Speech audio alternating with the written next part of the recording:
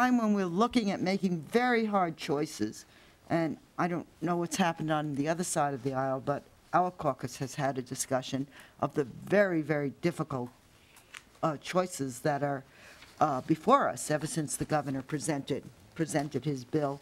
This one, I think, it's not a huge amount of money, about over a term,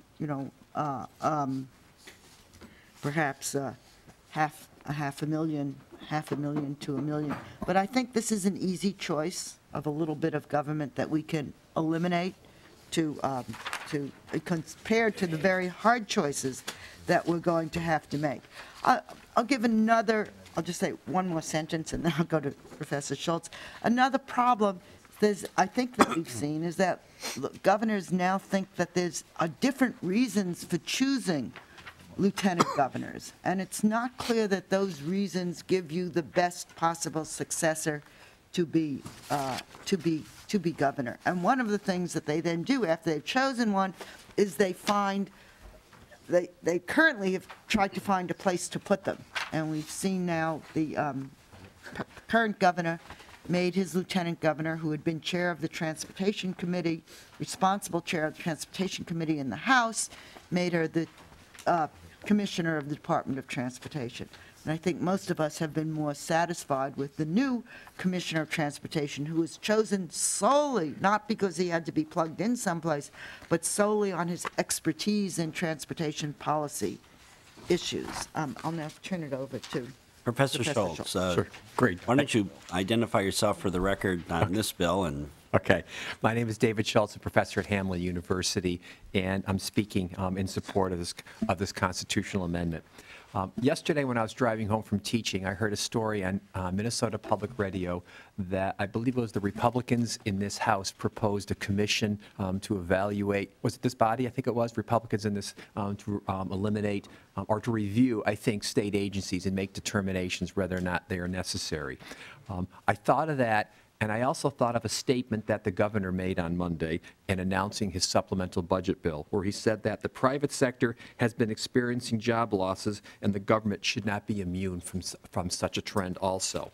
And I thought of that as I was coming in for my testimony today, because in some sense, that the lieutenant governors is a position that, for the most part, has few constitutional duties and clearly ought to be a position that we think about in the spirit of what the Republicans of this House said and what the governor said on Monday in terms of a position to be targeted for elimination. Let me just give you a little bit of background here. We know 42 states have lieutenant governors.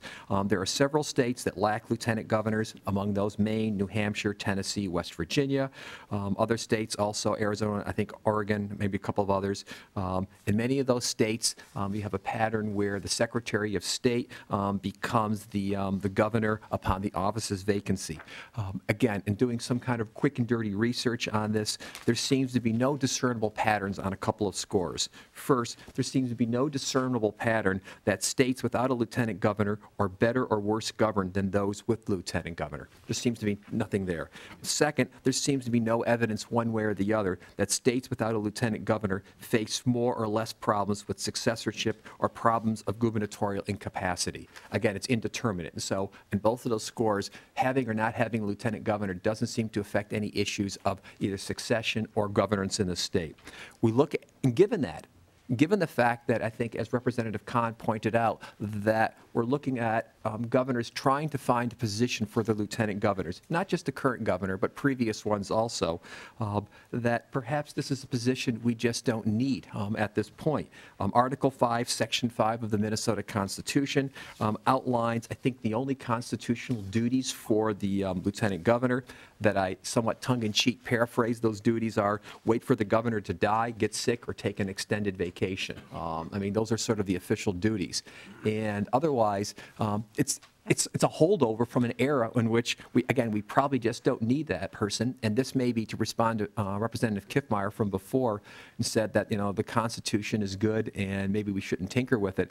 This may be one of those situations where times have changed, budget situations are tighter, and as both the Republicans in this caucus said and as the governor said, perhaps the government itself should not be immune from job losses, and therefore perhaps what we ought to do is consider removing the position. Many years ago, the voters supported removing the the treasurer's position from being an elected office, clearly a position with far more duties, and we've not been hurt by that. I doubt we'll be hurt by this also by eliminating lieutenant governor.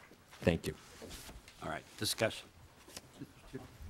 Representative Buesgens. Thank you, Mr. Chair, and Representative Kahn and Professor Schultz. And I've talked Professor Schultz just briefly about this. I liken the lieutenant governor position right now almost to I suppose, for lack of a better comparison, to an insurance policy. All right, you look at the Secretary of State, and the Secretary of State currently has some very specific duties and responsibilities, and I don't see Secretary Ritchie coming here telling me he's bored and has nothing to do.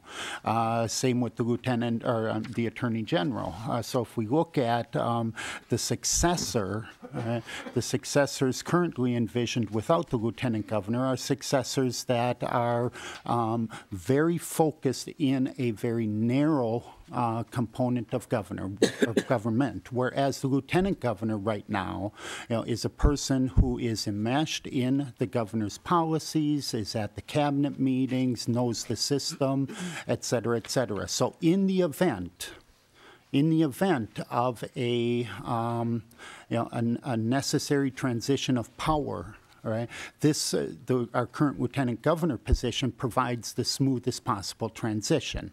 Now, I have fire insurance on my home, and I've paid fire insurance on homes I've owned for over 30 years, and gosh darn it, what a waste of money. I've never used the dumb stuff. All right? Maybe I should just get rid of fire insurance. Right? Save me money, because it seems like a waste. Right? Well, logically, no one would do that, of course. Right? And logically, I think to change the system would logically mean that in the event there was a necessary transition of power, particularly in a crisis, there would be far too much chaos than would need to be for the price of this insurance. Representative Kahn. Mr. Chairman and members, that's one of the reasons why I chose the Secretary of State, and I want to assure people this was not a partisan choice. I put this bill in when the very competent Representative Kiffmeyer was then the Secretary of State, too. And we might be on opposite political sides, but I did believe that she was perfectly competent to assume the position of governor. The advantage of the Secretary of State over things like the Majority Leader of the Senate or the President of the Senate or anything like that is that the Secretary of State has run on a statewide basis, so has been chosen by the same electorate that chose the governor, and I think is less narrowly focused than the auditor or the Attorney General. In addition, this doesn't happen unless the constitutional amendment is passed, and so future races, I think part of the qualification, part of the issue that I would think of in choosing a Secretary of State is the ability of that person to take the job of the governor. And again, if you look through the Constitution and the succession, the governor then appoints, which would be the former Secretary of State, should this happen, appoints then the new Secretary of State in a vacancy, and I think there would be multiple qualified people in their office, including, deputy secretaries of states that I've known in my career here have been, excellent people who would have no problems assuming that office. Again, we have, I would not say this if it were my own words, but I'll have to tell people, but I am quoting an esteemed previous governor of the state on how the choice for lieutenant governor can be made. I'm not saying in every condition this was such, and this was from Jesse Ventura's memoir. In his memoir, Ventura mentioned that he chose her, May Shunk, to balance out all the testosterone. I'm just not sure that's really the best way. I mean, it's a worthy, as we've seen in the function of the legislature, it's a worthy thing to happen, but I'm not sure it's the best way to choose lieutenant governor. And as I say, that's not something I would have said, but that's, so. Representative Marquardt. I was going to say something. Thank you very much, Mr. Chair. After those statements, I did have a question, then a comment, and maybe it was answered already. But Professor Schultz, if there's a vacancy in the governor's office and the lieutenant becomes governor, then what's the provision to replace the lieutenant governor?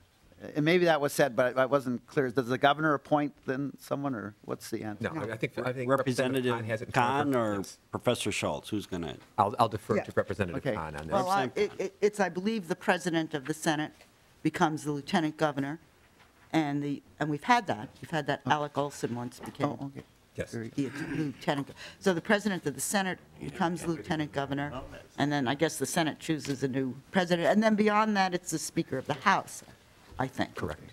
Correct. Thank you, Representative Marquardt. Representative Kahn, and thank you, Mr. Chair. I find myself today agreeing with both Representative Buesgens and the Lieutenant Governor, and I had written down some comments prior to it.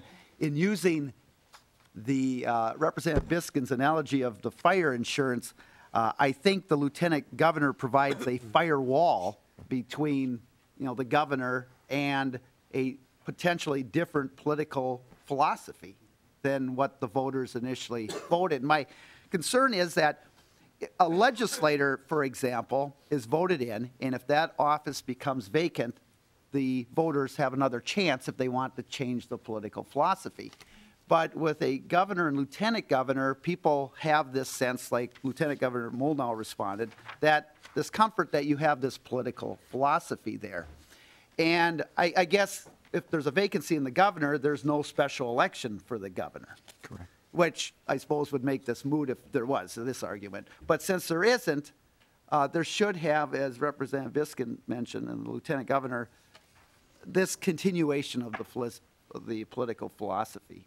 And yet, if something happened then to that lieutenant, I mean, you could still get someone different if the president of the Senate took over. So I'm, with all due respects, opposed to this bill. I think, too, you would have someone that could hit the ground running if something was to happen. And I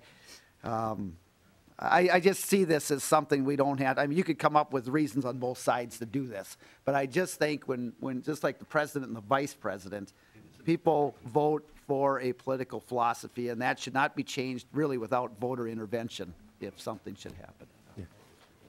Representative and Mr. Professor Chair. Schultz. Yeah. Well, my simple comment is I think that's a very good question, observation. It maybe come down to questions of political philosophy. And I also think the analogy that Representative Buesgens was raising in terms of the fire insurance, I think that becomes a really good question here to think about. I'm really here speaking to the fact that if we are looking at the issue of succession, again, there seems to be no pattern where in states where we don't have lieutenant governors, there doesn't sort of seem to be what we would call the startup cost or the learning curve. And so that's just to sort of assure you that however you want to go on this issue, that may be political philosophy or the fire insurance analogy or what you want to go with. But in terms of the Secretary of State being bewildered or not being comfortable taking over the duties, we haven't seen that pattern. All right. Representative Morrow. Thank you, Mr. Chair. And Mr. Chair, I agree with Representative Marquardt and much of what he said. Representative Kahn, the whole testosterone thing with former Governor Ventura is very troubling. Because I think he... and I look around the room and I think about all the potential governor or lieutenant governor combinations, and the testosterone thing just... Representative Buesgens, I'm concerned about... I agree with you in thought, but I don't agree with you in analogy. And because let me see if I can spin off something here. The analogy of the insurance policy is worrying because there are other ways you could understand that no one would ever want this lieutenant governor to become governor, so we better do all we can to make sure this governor stays healthy and stays in the position. So I don't like the insurance policy analogy at all. I do, though, agree with Lieutenant Governor Molnau. I think that the voters vote for a political viewpoint. They vote for a platform and an agenda. And whether it's Democrat, Republican, or Republican, Democrat, I think when you switch midstream, I think that is not necessarily keeping faith with what the voters had done in the polls in November. I understand other states may do other things. I don't think that the lieutenant governor position is such a significant drain that it would justify that potential shift in policy. Moreover, I think there are things that a lieutenant governor can do to serve the state. I don't believe that the lieutenant governor should be also a commissioner, but I do think there are valuable functions the lieutenant governor can serve in the place of the governor at meetings nationally, internationally, as the governor's representative. So I unfortunately will not be able to support this bill. Well, Representative Kahn. Mr. Chairman, you know, a governor's staff person can do that. The chief of staff can also do that. There's no, you know, the lieutenant governor does not take on the powers of the governor when they're serving as a representative. And as I said, you know, I did invite the lieutenant governor to come today to discuss this issue with us. And again, I'm not sure what interaction any of you have had with the lieutenant governor over the past year. Seeing her walk down the aisle for the State of the State speech, and I think the last time I saw her was maybe a year ago when she did the same thing.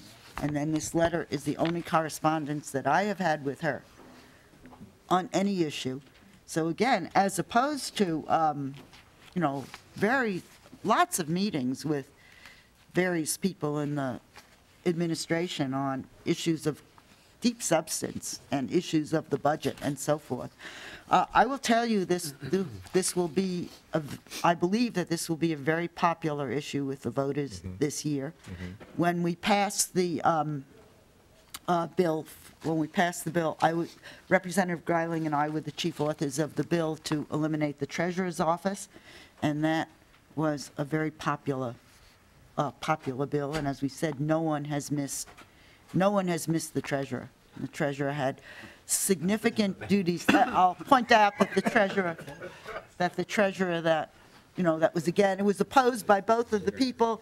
I actually tried to talk, one of my friends, a former colleague, was running as a Republican for the treasurer's office, and we tried to talk him into taking the position in his campaign to abolish the treasurer's office, and he refused to do it, and he might have gotten elected if he had.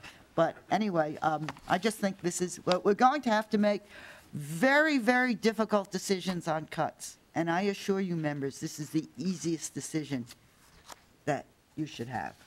And I've got a list going here, so Representative Hilty. Thank you, Mr. Chair. Representative Kahn, one of the concerns that I have is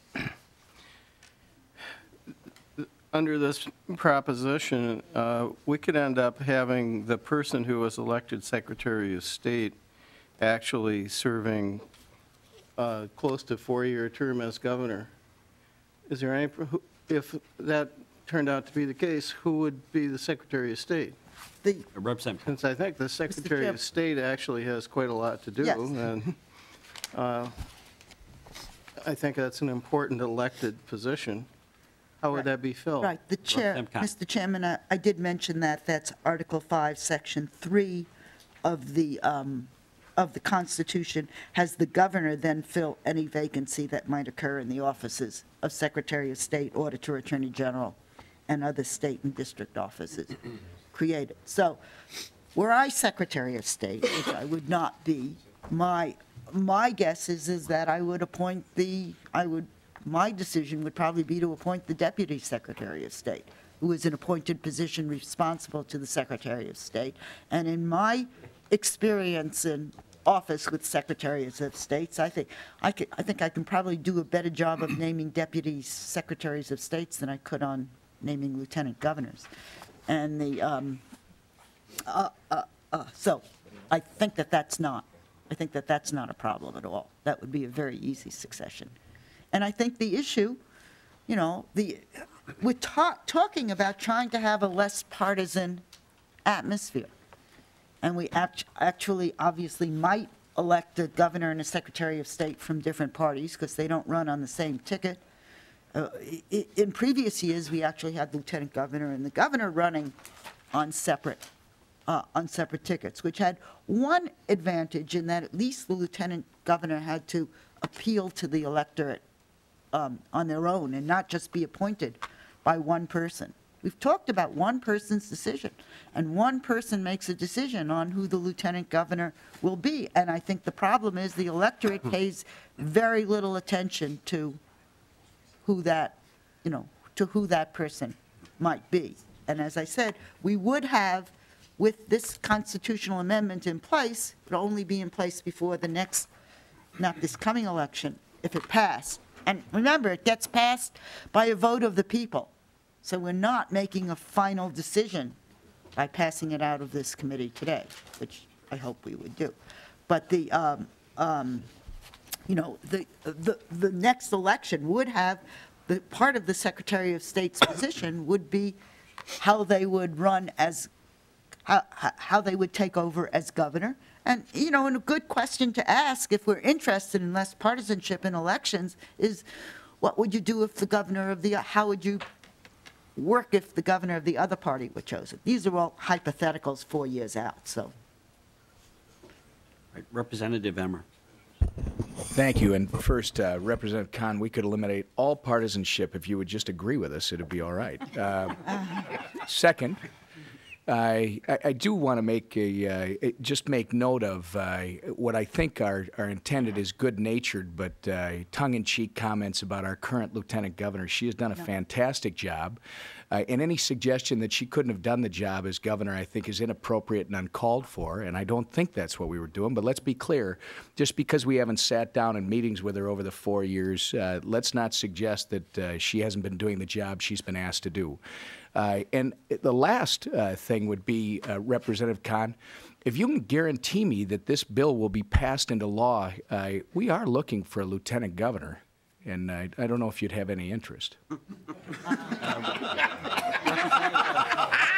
Chairman. Representative Kahn. I know Just a that Professor thought. Schultz has several quotes that I could use if asked if I wanted to be lieutenant governor. Most of these can't be used, stated in public, by the way.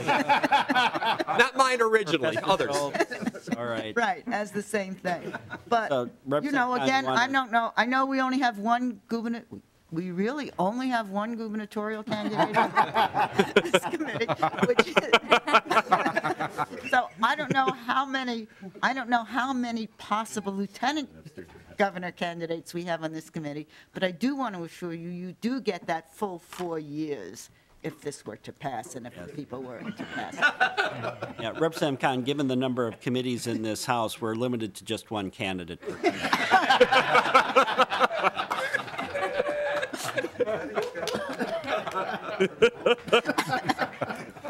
Representative Sterner. Oh, thank you very much, Chair. I guess a couple of things. I did like Representative Buesgens' analogy on the insurance fire policy, but I thought that was a good one. But I kind of look back to the lieutenant governor, and I think in my mind, one of the greatest governors we had was Governor Perpich, and he came to us as a lieutenant governor. And so I kind of take that insurance policy kind of seriously, that I think maybe it is a way to give us that insulation, for the partisanship.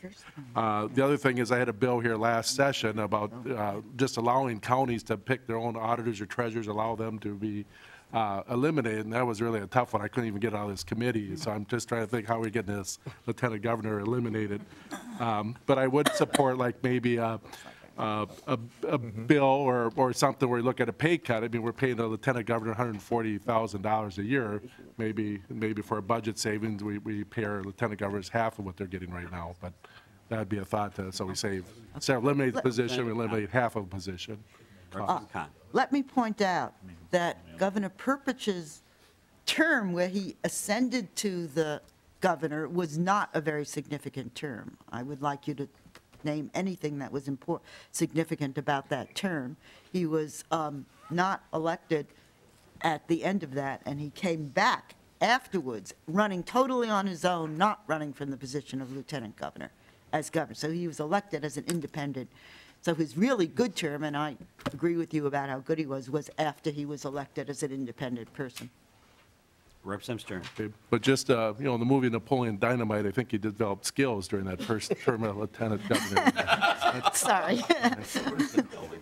All right, Representative Gutwald. Yeah, Mr. Chair, by the way, does anybody else have questions for me? Professor Schultz? 'Cause I do need to run to go to class, but I just want to know if anybody else has any questions they want to direct to me We'll before I leave. definitely let you go to class. All right, thank you very much. And I'll let you talk about Ventura and testosterone if you'd like. Okay. Can I? Representative Gutwald. Oh, thank you. Thank you, Mr. Chair. I'm inclined to ask if terms like testosterone and Napoleon Dynamite are in statute anywhere, but no. Representative Kahn, I respect that you're doing this seriously. I know we've had a lot of levity here, and that's fine. I would never impugn your intent. I recognize it's not partisan. In fact, it's an interesting discussion.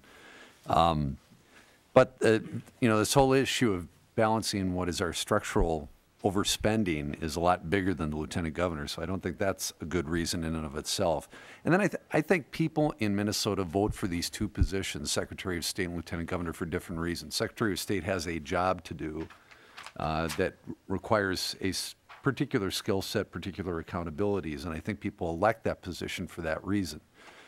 When they're looking at lieutenant governor and governor, they're electing that person, understanding that person's a heartbeat away from the governorship.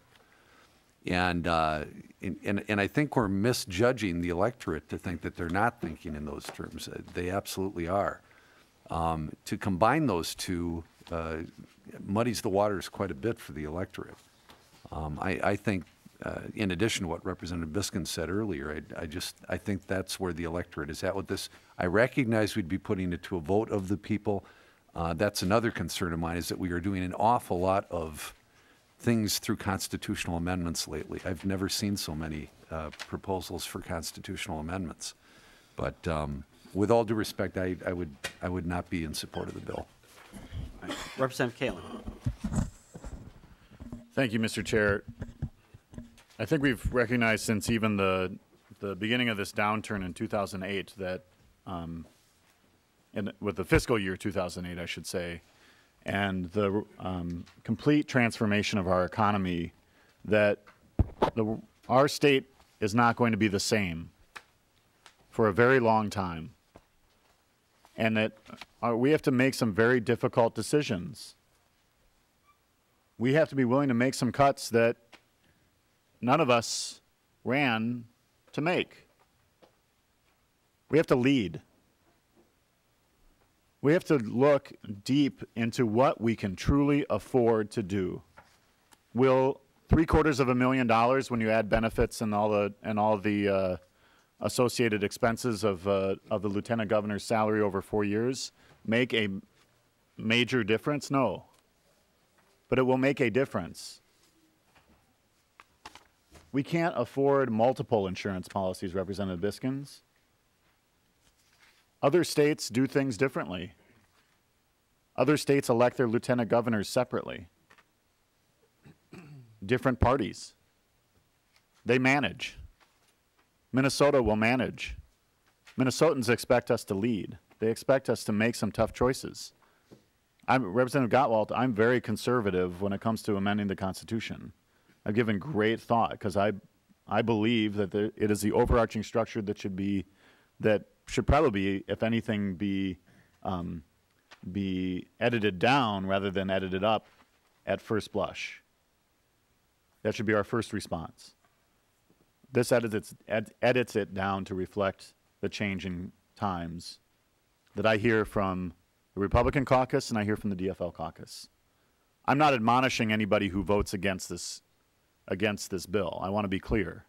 But I also think that we need to be a little more serious about the impact of the decisions that we have to make over this next session and the biennium beyond.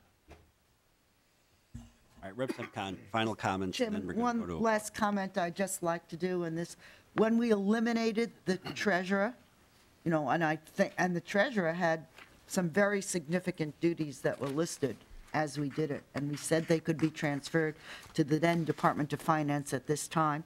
The budget for the last year for running the Treasury for the last year and that was only part of the costs of the Treasurer's office, was $2.657 million for the last year of the Treasurer's office. The same office is now being run by Finance for $1.66 million. So that's $1 million a year in savings from and many of the same, you know, somehow we got to say it, but many of the same arguments that we've heard about the importance of an independently elected treasurer and so forth were made at that time. So if we look at history, eliminating a constitutional office has been a good thing. Representative Kiffmeyer, and then we're going to go to a vote. Representative Kiffmeyer. Thank you, Mr. Chairman. I appreciate that. Holding a very unique position on this committee of having been a former Secretary of State. And thank you, Representative Kahn, for those kind words. I guess when you leave office, it looks better. I don't know. But at any thought, when this concept was brought to me while I was Secretary of State, I did not support it at that time.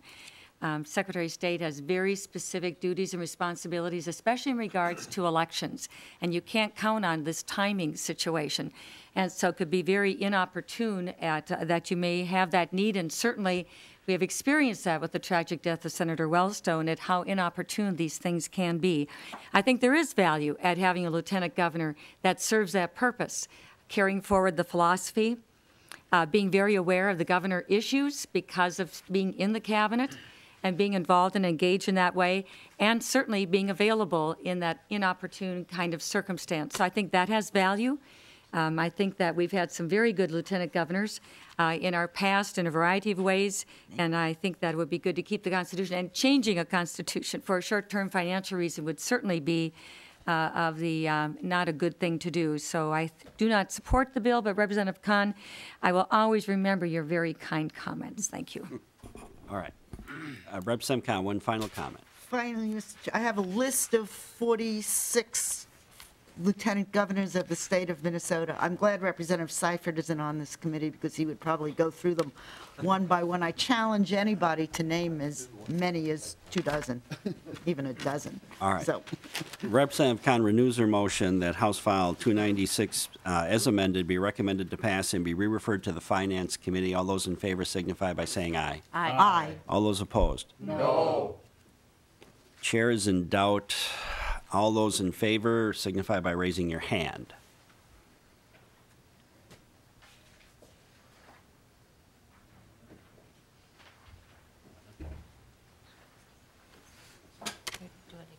All right. Let's keep our hands up. Representative, good idea. All right. All those opposed, same sign.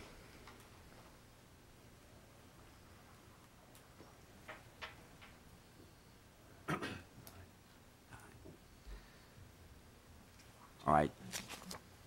All right. There being 7 for and 9 against, the motion does not prevail and the bill is defeated.